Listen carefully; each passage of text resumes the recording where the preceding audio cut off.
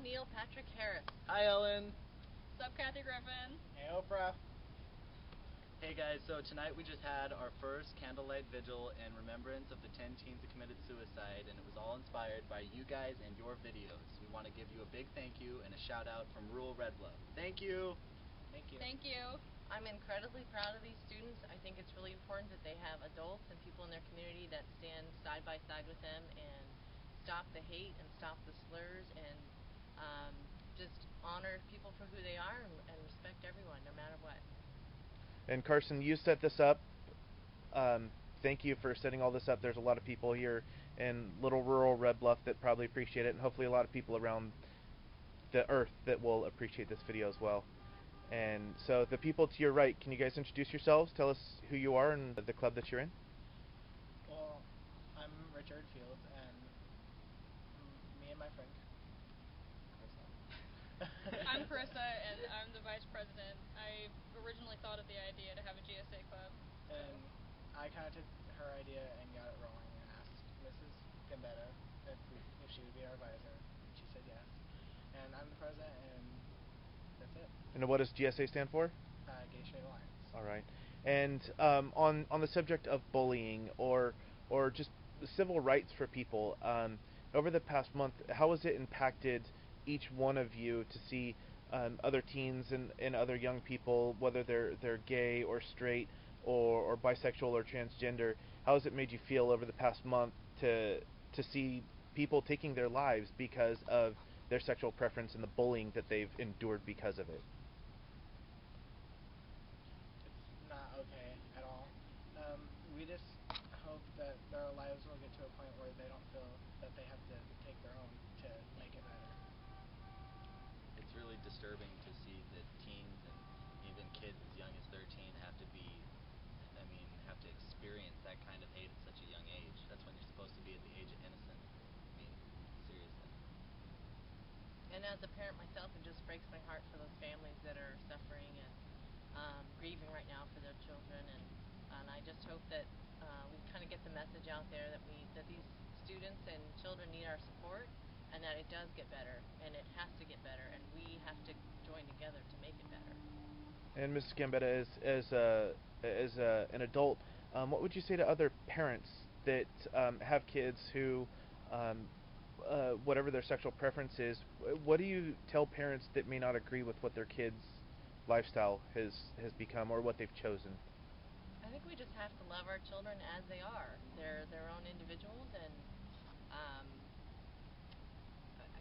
I just think you just have to love your kids exactly as they are. And the three of you guys, any advice for other teens that may have not told any of their friends or family? Any advice you could give them, or personal stories about how you informed your friends and family, and how you got through and you came to this point where you can stand up and be a voice for others who may have not found their voice yet? Well, when I told my family, most of them just laughed at me and told me that they already knew, and it made me feel really good and brave enough to tell the rest of them. Regardless, they loved you as their son. That's great to hear.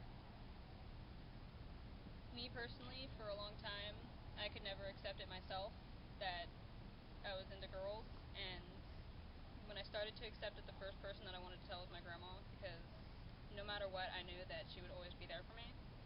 And I actually told her over dinner, so she took it surprisingly well, and she told me that her and the family would be there, and no matter how nervous it could make you to say it, be proud of who you are, and don't change it for anybody, because whether it hurts now, or whether people don't accept it later, or now, people will end up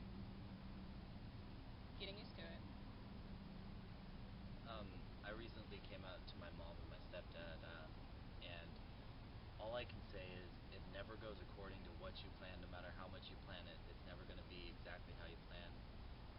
Mine was a rough one, didn't go very well. I don't want you guys to think about that, though, hearing about this. Just remember that it always gets better. No matter how bad it gets, you're going to get better even after it's out. It's not going to happen instantly. Your parents might not accept it instantly, but just push through it. get through and get to that better part. What resources are there for kids that are coming out and trying to tell their family? What resources are there for them if they aren't getting support, or if they're being chastised, or if they've just kind of been ostracized by their family? What support systems are there out there for kids that they can go to or use? Counselors at school. I mean, most of them have been through this with other students, and they know what you're going through, and they're willing to talk to you. And the best part is, they're not going to go out and blab it to the rest of the world like even some of your best friends will. And hotlines that anyone can call? 1-800 for. I have the number. Okay. Beautiful. My grandma sent it to me. She said, "This is going to help you." And the Trevor. Yeah, the Trevor Foundation. The number for a hotline that can be called is 866-488-7386. And it's a hotline where people will talk you through what you're going through and give you advice on how to come out to people in your family. There's also a lot of really cool websites out there. One that really helped me was if you go to YouTube and you type in "It Gets Better." It's a whole campaign of people who came out in their youth and have made it through and are adults now, and they talk about how life after coming out and going through high school, how it's gotten better,